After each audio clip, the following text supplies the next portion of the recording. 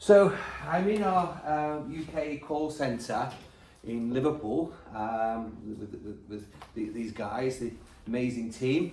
I'm not going to do lots of things. What I decided today is we want to do some questions and answers. So the brief was I asked everybody to come up with say 4 or 5 questions, and they're going to put me on the cosh. They're going to put me under the pressure to see if I can answer them. So go on, Brad. What's the? Okay. You'll go first. So this one I'm getting a lot lately, that clients are saying that they have got 8 to 9 kilowatts of the PV on the roof, but they're only producing 3 to 4 kilowatts. Right. Lately I've been getting this a lot, all because of... So they've got 8 to 9 kilowatts on the roof, and they're only producing 3 kilowatts. Yeah. So the energy has to go somewhere. Yeah. So what's the state? Is the battery full? The battery is full. So where does the energy go? To the inverter, to the AC load. Right. So if you've got limiting export, you could have a gazillion watts on the roof, yeah, and it won't read, because what the inverter does, it reduces, it attenuates. So it actually reduces the power. Because obviously energy's got to go somewhere. Yeah. You can either heat up the inverter and you can warm your hands on it, yeah, or it will reduce. So it will always reduce. So you can have as much wattage as you want. Battery is full. Once the battery is full and you're not using it, then you won't see the generation. The generation will drop. It's absolutely normal. Yeah. And in other case, when the battery is not full. When the battery is not full and you're producing it, you have to look at the charging, how much charge you're putting into the battery. Mm-hmm. So you look at your charging. So if you've got a charging limitation on your battery, okay, and for God's sake, one thing to always remember, if you're using solar, you haven't got a special tariff, switch off AC charge, disconnect it, because it's just waste energy. yeah, So you look what you're charging, you've got parameters that set the current into the battery. So make sure you've got enough power. And there's a global setting on the battery that says the maximum charge of the battery. So you've got 2 things going on. Is the battery's C rating can limit the charge into the battery. And also then you may have another limiter, which what you program. So that between the C rating of the battery and the limiters will limit the amount of power. So your battery could be hitting to the limit what you've set it to charge, and your solar may produce more, but you won't get the reading. It won't work. You know, it's working perfect. yeah, But it's attenuating, it's reducing automatically, it has to do it. Otherwise, the energy has to go from somewhere. And if you're not using the energy, it's a problem. So that's what. Okay, go on. Any more? yeah. Another one is the PV produced is shadowing or tracking the AC load. So if AC load goes up, the PV produced will go up on the bar. It's Correct. just shadowing it, it's tracking it. Absolutely. That's exactly it. That's exactly how it works. You're absolutely spot on. And people often think, oh, I've got all these panels and it's not producing the power. There's something wrong with the inverter. It's not. It's something. Energy cannot disappear. So energy has to be used. And one other thing, which I've mentioned before, when you're using a clamp meter, you know, these clamp meter things, they will be different, and I've shown some previous different, there will be different to the reading, and that's to do with the power factor, the harmonics, and lots of things, because when you connect an inverter to a house load, it's on a complex load. We call it complex loads. Loads of things going on. There's also things whizzing around the house, and they can create what they call THD, total harmonic distortion. Yeah. You always got harmonic distortion. But there's just waste energy, and when you put a meter on it, you may be just reading pure kVA or VA, whatever it is you're reading, and that reading will be very different to actual power. They are different. Yeah, got it. And another one I've got is sometimes the voltage doesn't add up. So let's suppose PV produces 8 kilowatts and we have got 6 kilowatt at the AC load, and we have got like 1,500 going to the grid. Right. Batteries are full. That's again, I think that's a sampling issue which you just, if you want to explain as well. So basically, that's a very good point. Sometimes you look at the app, and what you've got, one reading is like, you know, the solar is 10,000 watts, and the battery charging is say 8,000 watts, and the house load is say 1,000 watts, and we lost 1,000 watts have gone. Yeah. That is to do with the app. It's a sampling. So when it samples one, next. It's a sampling time. So there's a short time difference between the sampling. It doesn't operate as real time, because if it operates real time, you completely use up all your internet and everything. Yeah. So there is a sampling rate, and the sampling rate takes them in an order. So because of the sampling rate, you can get some differences. We try in the software to get it as close as possible, but there will always be some differences, and you're absolutely spot on. It is the sampling rate. There's nothing we can get around that. Yeah, but what if we are getting same difference or maybe some less difference of watts onto the actual inverter? What could that be? So Onto say, the actual inverter, not on the app. so if it's on the inverter, it could be due to power factor. Power factor. It's Yeah. probably power factor. Okay. There is, if sometimes and very occasionally, if something is out, we can send what we call a reset ping, Okay. and you can send a reset ping, and it just resets everything back. So if something's slightly out on the levels, we can send a command, and in fact, I think the command is on the Sunsynk Connect portal, and you can send a ping, and that actually just like a little a soft reset, and it just resets all the registers. Okay, got it. Another one is sometimes batteries are just stuck at a certain percentage. I suppose batteries stuck at 70%, batteries stuck at like 60%. We get that a lot. So if you want to explain that as well. Oh, right. Okay. Maybe the cells or the cells in the battery they're not at the same level.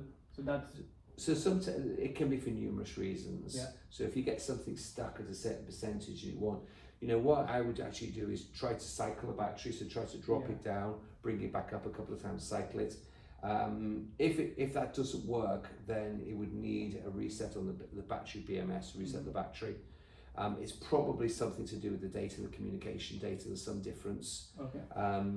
If you do experience that, then that is something you do need to contact the service centre, and they will sort it out. Okay. I don't see it happens very often. It does happen sometimes, and I've seen it. You're absolutely correct. I've seen it occasionally where you've got a slight differential. You've got a problem where you can't get to a certain point. Yeah. Sometimes it's caused by the controller. So when you if you're using the actual controller you might set it at a certain level, and that could cause it to stick. If you've got the controller set at 70%, it will operate with 70%. Other than that, there could actually be a genuine problem. We don't see that many, but it's a very simple fix. It possibly may need an update on the battery, or just reset it. If you have to update, something that can be done by the installer, and the installer can do, it doesn't need a site visit. Something installed, but I've seen a few. I haven't seen loads and loads. You've probably seen more because you guys are frontline. You're seeing everything. So yeah, that's about it from my Okay. side for the time. well, I'm going to put the rest of these guys into your turn. Okay, so apologies I missed the CT clamp question that you had, but mine is in relation to the positioning of the CT clamp. Yeah. Keith, I mentioned it to you yesterday. So in relation to the internal CT coil that's on the AC bus in the inverter, my understanding is that if they're on effectively the same AC line, then there's no differential between the two, and therefore you're not able. Okay, so that's the basis of the question. Okay. So when we're advising where the CT coil, the external CT coil should be placed in relation to the customer's meter and distribution board, what is our best recommendation? So basically, it's the final point. So your final point is probably just after the meter. It's not before the meter. It's just before the meter, not the grid side, but the other side. Okay. Is probably the best point. So you've got your consumer unit. So you can't pick it up from individual there because you're going to get a wrong reading. So you want the feed into the consumer unit. So if it's a single consumer unit, you take it for the feed. If you've got multiple consumer units, then you'd have to get it inside the meter. So you pick up everything. So you want to be the final point. It is one line, so you've got, as you quite rightly say, it's a single line. What that CT coil is detecting is that CT coil is detecting the energy coming in or coming out of the line. Yeah. The difference is, in between it, you've got the load. So you've got the inverter, and then you've got your load. Now the load is different. What the inverter sees is what's coming out of the inverter. Yeah. But if that load is greater than the inverter power, that inverter can't see it because that will only have to a certain level. The other CT coil will see it because it's the accumulation. If you're importing power and you're taking power from an inverter, your energy is the accumulation of both CT coils, that one plus that one. Okay, because it's like a Y. So it's coming from that source into the connection.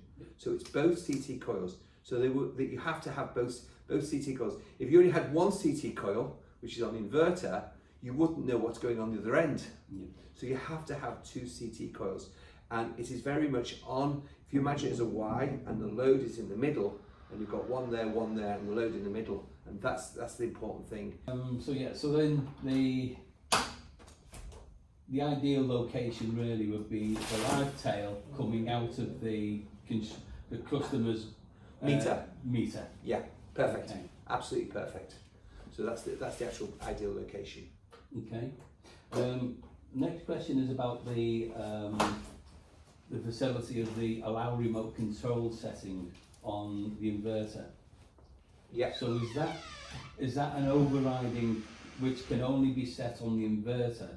But if it's set on the inverter as not enabled, so it doesn't allow remote control, you cannot change things. Absolutely correct. It's a protection. You should normal use have it switched on so it doesn't allow remote control. It has to be the householder owner will allow the remote control. Yeah. And that's very, very important. So the master override must be on the inverter only. Yeah, yeah. So if you set it on the inverter, then you can turn it on and off with the app? No. The idea is once the override is locked, the app won't override it. You cannot.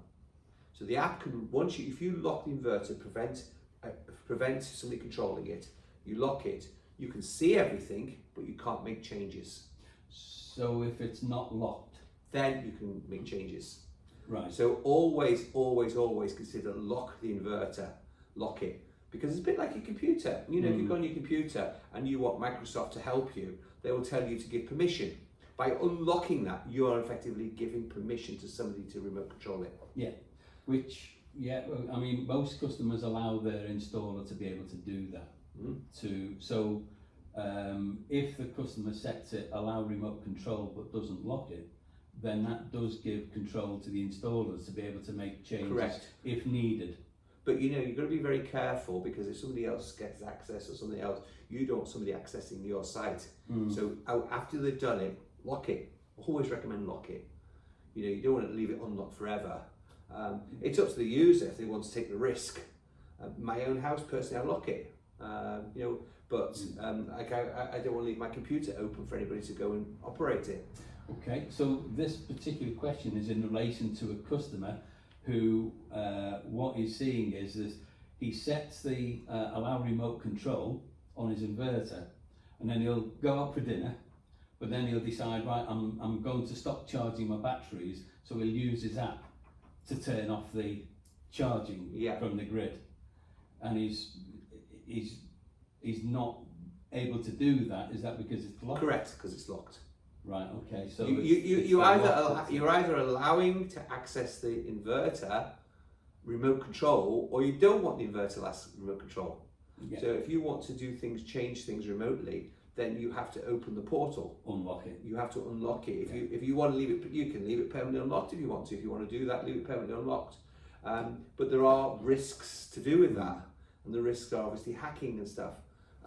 We actually have very little problem, but saying that, prudence is important. It's important to actually consider your own protection, because you don't want the thing played with.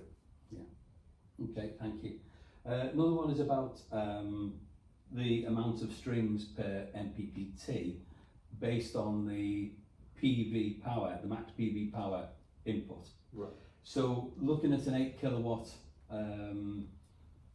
inverter particularly, 10,400 watts. So is this limited to 5,200 per MPPT, or could you put 10,400 on one MPPT? Okay, it's per MPPT. It's the rating split between 2 MPPTs. Yes. You can overkill a little bit. 2 things you need to consider. Point 1 is the Vmax. This is the voltage, the maximum voltage, and that's the open circuit voltage. You have the MPPT voltage and you have your open circuit voltage. So simple way, if you count the number of cells, so normally 0.6 times each cell volt will give you your voltage open circuit. Your MPPT voltage is 0.5 times each cell. So this is a rough rule of thumb. You need to, when you wire your string, put your meter on it, measure your voltage, your open circuit voltage. It will run to about 520, 530 volts. We say 450 because if you get the winter sun, especially say in the UK of the cold weather, and it's cold, because in cold weather, the voltages go up. So during the cold weather, we get increasing voltages. So in warm weather, they drop a little bit. So in this weather now, the output will be a bit lower. If you're installing this, then you still need to consider your voltage, your Vmax. But that's only half the equation.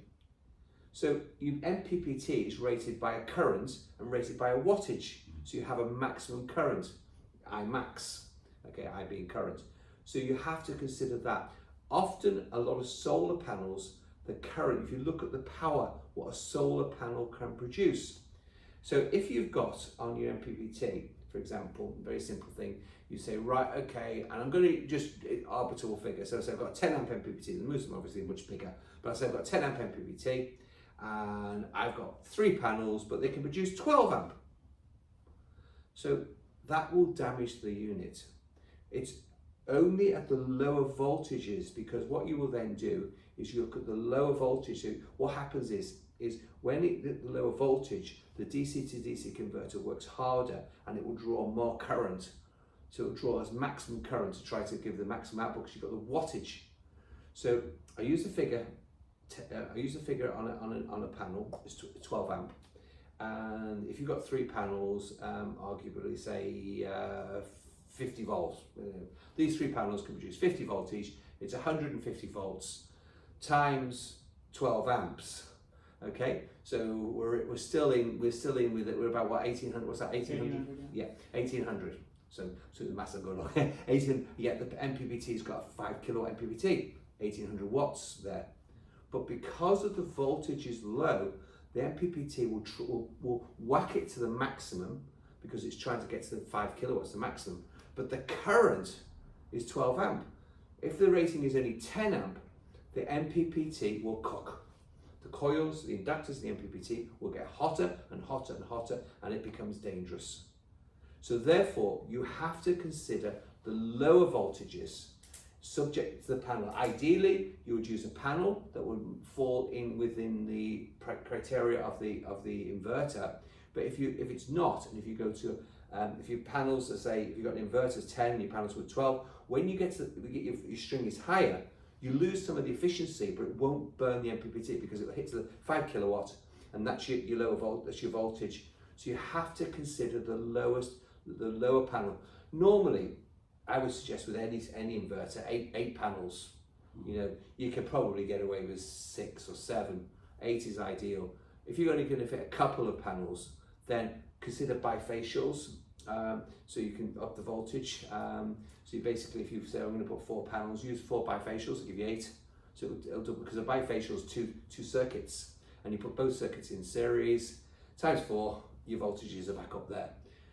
You want to keep your voltages around the 400 volt.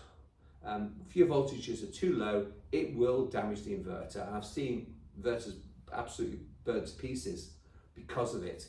And the customers say, "Oh, but it's burnt. It's gone off." Well, of course it's going to burn because you're overloading it. You're seriously overloading it. And people say, "Well, I've got 4 panels. Why is it overloading?" Because the current is too high. So the lower is as important as the upper. So consider that. So your answer is you've got 4 panels, use 4 bifacial. If you've got 4 put the 2 in series. Much safer, and it will perform better. Yeah, thank you. Next question that I've got is about the specifications in the either on the data sheet or in the technical spec within the manuals. Yeah.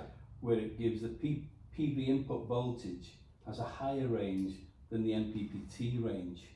So typically, again, looking at an 8 kilowatt eco, the PV input range is 125 to 500, but the MPPT range is 150 to 425. So if an installer was designing closer to the 500, is that going to cause damage? Your MPPT voltage is different to your PV voltage. They're 2 different things. Right. So the MPPT is an on-load voltage. Your panel voltage is an offload, open circuit, VOC, voltage open circuit. The other one is, they're roughly per cell about, so one is, as I mentioned before, it's half a volt. So every cell is half a volt, which is your MPPT. If it's your open circuit, it's 0.6 of a volt. You've got a differential. They all have a differential. So as far as you're concerned, it's quite difficult when they're measuring it and specifying the MPPT because it's on load. So the easiest way is use the voltage open circuit. They will work at a low voltage, but watch the current, watch the power. Much better to go higher, much better. And the voltages that we put on the data sheets are pretty much the extremes. Yeah. So really, you don't want to go too low, you don't want to go too high, just stick it in the middle. Ideally optimum in the middle of the range. Absolutely perfect. If it's 150 to 425, then you should be looking about 370 volts or something like that. Yeah, absolutely spot on. Thank you. Is that it, John? That's all I've got for now, yeah. Right, okay, so we've two to go. I hope you've got some more, you've got more difficult ones for me. Right, on the earth neutral bond relays, when do you use the normally open and the normally closed relays? Okay, so basically earth neutral bond relay. I did a video yesterday, and first of all, understand why do you need an earth? Do you know what you know why you need an earth neutral bonds? Everyone should know that. Go on, Johnny. So when you have a backup load and you're going off grid, you need to bond the neutral to the earth. So why? So that your inverter can, your batteries and your solar power can provide power to the backup load. Right. Okay. There's a bit more complicated. And you've still got your protective earth. Yeah. Right. So you're right, but the main thing is to do with the classification of the inverter. So on the inverter, if you don't have an earth neutral bond, it outputs as a class 2. Class 2 is double insulated products. So when you're using your hairdryer or whatever, or telly, they're a class 2 because they're double insulated, or your Black & Decker drill is probably a class 2. It doesn't have an earth connection. But your refrigerator and your water geyser or hot water and your hot water tanker, they are 100% class 1 product. They require an earth. If you don't do the bond, your earth protection will not operate. So it becomes dangerous. And therefore, if you connect it into a house and you're going to go into some distribution in your house and you haven't done the earth neutral bond, then there's a potentially danger that could happen and things like your RCDs, RCBOs, whatever you want to call it, will not function correctly. So that's the main reason for it. You asked the question, why do you use normally open, normally closed? So what you're trying to do is during the off-grid, so it's in the UPS is an off-grid mode, you need to join the load connection, the neutral and the load connection to the ground. So when it's normally, that connection is only made when it's off-grid. Otherwise, it's open circuit. So the answer is, it is going to be a normally open relay. So when the contact closes, it's normally open. You can do it if you want to do it the other way around, but you normally use it that way around. So basically use a normally, it's actually quite a difficult, something you can obviously do it backwards depending on how you've actually wired your connection. So the answer is, all you want to be able to do is to ensure that you've got that bond when there is no grid present. So it can work both ways. You can work it both ways. You can using normally, a lot of them are using normally closed, and so therefore when it's off grid it's closed, and when it's on grid it's open. You do that way. It depends on which way you've wired it. You can wire it both ways. If you wire it one way, you've got to inverse the power. You've got to inverse how it operates. But you can wire it both ways. But the easiest way is to understand is how you've got the configuration, the type of inverter. There is a delay on, if you're using the connections that we provide, there's a delay. So we have a very short delay because originally we didn't have a delay, and so therefore when there's a changeover, for example, the AC is about to come on, before the AC comes on, the connection drops out first, and then the AC comes on. That's quite important for that. And that's something we learned the hard way on that one. That was something we made a mistake a long time ago. We tried to do it simultaneously. If you do it simultaneously, it can click, it can throw off the RCD, it can trip out. Yeah, that was one of my questions actually about the class 2 equipment, whether or not you needed an earth rod. Okay, so not necessarily. Okay, so if you've got a modern house and you've got no cross bonding in the house, so you've got no pipes, there's no cross bonding on the earth, then yes, you would need an earth rod, but the chances are the house already got an earth rod anyway. If you're an older house and you've got metal pipes, copper pipes, whatever, and they'll all be cross bonded. Then you don't need separate earth rods. The reason why obviously they put an earth rod is if you have the AC is completely cut and somebody's borrowed your cables coming to your house and they've cut the whole wire and they've borrowed it for another job or something. It does happen. Less likely it does happen in different parts of the world. Then you need an earth rod if there's no cross bonding. But as I say, probably the house will have an earth rod for the same reason. If it hasn't got an earth rod, then you'd have to fit an earth rod. Yeah. And finally, would you have to install a sub-distribution board? For using for essential loads? Yeah. Have to, because you have to split it. So basically your non-essential loads is because the inverters are bidirectional. On the grid side is your non-essential. On the load side is your essential, and so the load side will go to a sub-distribution board. And you probably put a changeover switch. So I would fit a changeover switch. So if you're going to remove the inverter any time, set it off, and so it can override the inverter. So you want to switch the inverter off, something and then both boards will work. And if you want to bring the inverter in, click it in, use the center off. Don't just do a complete changeover. Make sure there's a center off position, because if you're too fast turning the switch, you'll cause problems. you'll blow yourself up. So I always say center off and then on. But yeah, you should do that. And your sub-distribution board will be limited to the power of the inverter, whereas on the grid side, it's not limited to the power of the inverter because it's AC coupled. And you can connect microinverter and small inverters to both the load side and the grid side. You can put them on both. If you connect it on the load side, you're limited to 50% of the inverter. If you put it on the other side, then there's no limit. The only thing is, if you haven't got any export limitation, there's a problem. I'm going to bring up. Have you got any other? No.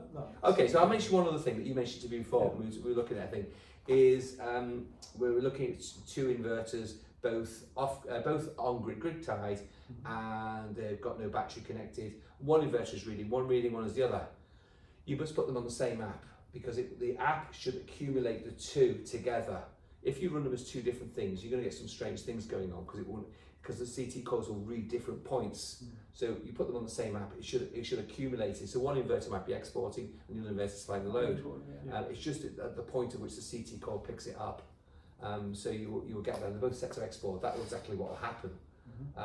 They won't balance themselves because there's no, especially off grid, there's no way it can balance, but it'll self-balance. And so when you put it onto the Sunsynk connector, onto the portal, they're both on the same, you're going to get balancing. Johnny? Yeah, just picking up on that, I think a couple of my questions have already been touched on, but going off that, speaking of like having two inverters on the same plant, can you parallel the inverters without having batteries? If you can parallel the inverters without having batteries, but you can't set it as a parallel. They have to be run as a string inverter. And don't put an input on the grid and an output on the load. They're both grid connected. So a normal string inverter only has one connection, which is both in and out. The hybrid inverter, you just use the grid connection, which is both in and out. So you don't put one in the other. You can connect them. Of course you can connect them. Make sure you select no battery, and it just works as a normal string inverter. When the sun is shining, it operates. The sun goes out, it stops operating. You can export limit with the TT coil, but it will work perfectly fine, absolutely fine. And later on, when you get your batteries, you can set it if you got your batteries, but you can't set them up as a parallel system. It's impossible because the battery forms part of the parallel circuit, and so you can't do that. It's too unstable. So, and there's no reason why you would ever want to do it that way. Yeah. Cool. Yeah. Just touching up on what Steve said about the earth neutral bonding.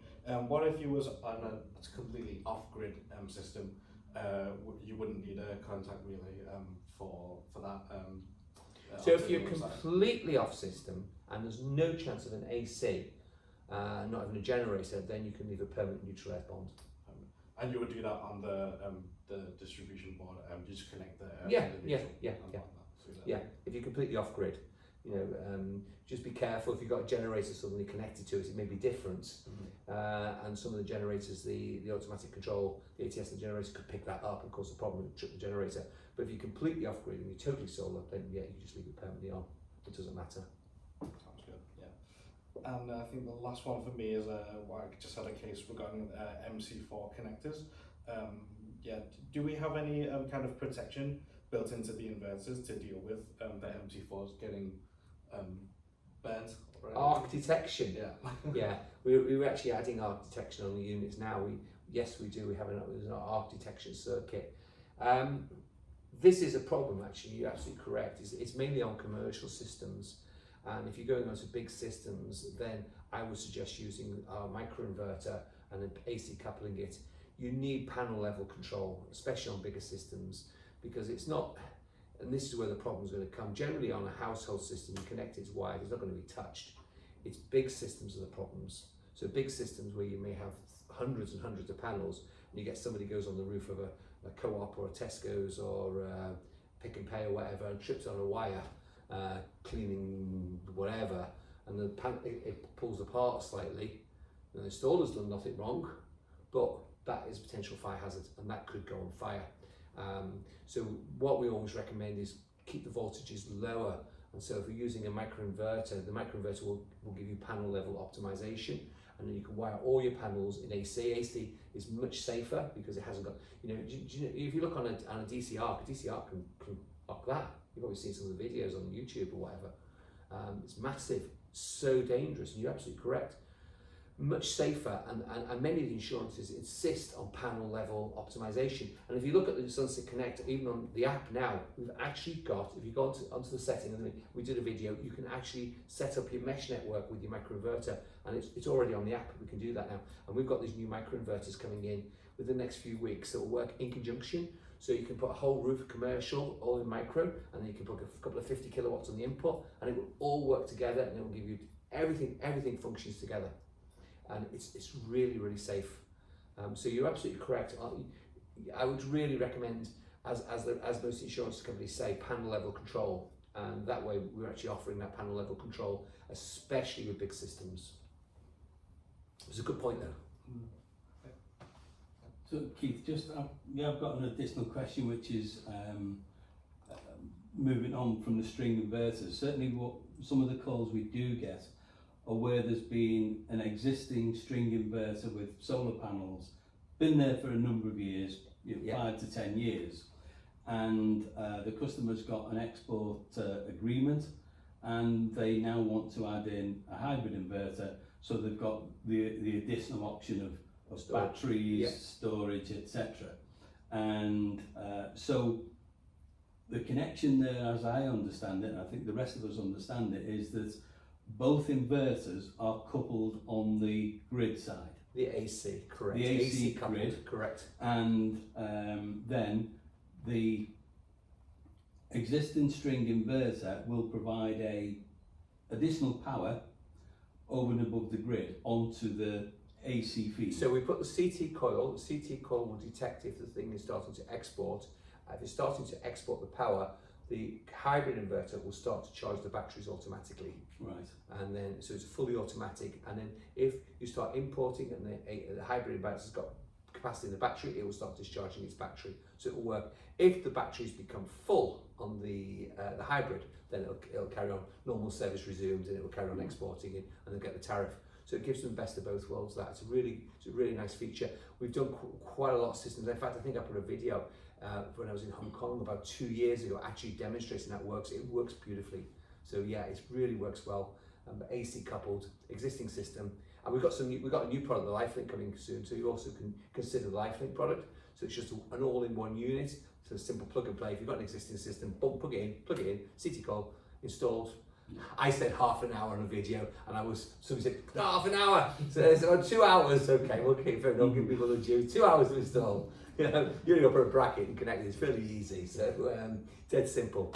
And in such an installation where a Sunsynk inverter is being added into an existing, so the CT coil positioning is still exactly the same as we recommend. Exactly the same. On the live tails of the customer's meter. It has to detect if it's going to export, then the battery will charge it on the hybrid. Yeah. So it has to be in that position. Absolutely.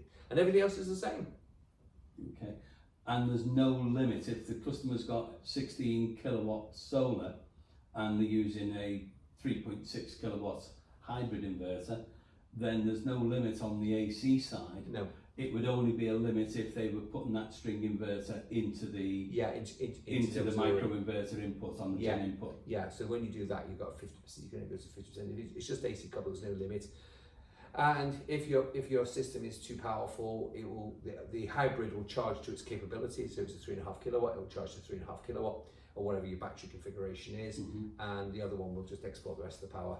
So you know that's it. There's no limit, and it works beautifully. It's a really nice way of doing it. So, well, listen, you guys, these guys are doing a fantastic job. This is in the UK, so if you actually make any calls, you may see one of these. These are so experienced. So thanks, Johnny, Steve, John, Baran. I apologize. You guys doing an amazing job. You know, absolutely amazing, because this is the hardest part of the business. This is where you're talking to the customers and we've got the problems or whatever. But you know, think about it, we very rarely have a failure. Our failure rate is so minuscule. Even though people come up and say we've got this, this, and this. When you look into it, and when we send people out, we do so there are very, very few problems, very few failures. The equipment is really reliable. Yeah. You know, we've got hundreds of thousands of systems out there, and it works. It just works. It's great. And if you're using these guys, are constantly using the portal. And if you're a professional contractor, you'll be using the portal and that. And these guys will support you. So thanks for following us. And I hope today was useful. So thank you. Thank you. Cheers, Steve. Thanks. Thank you.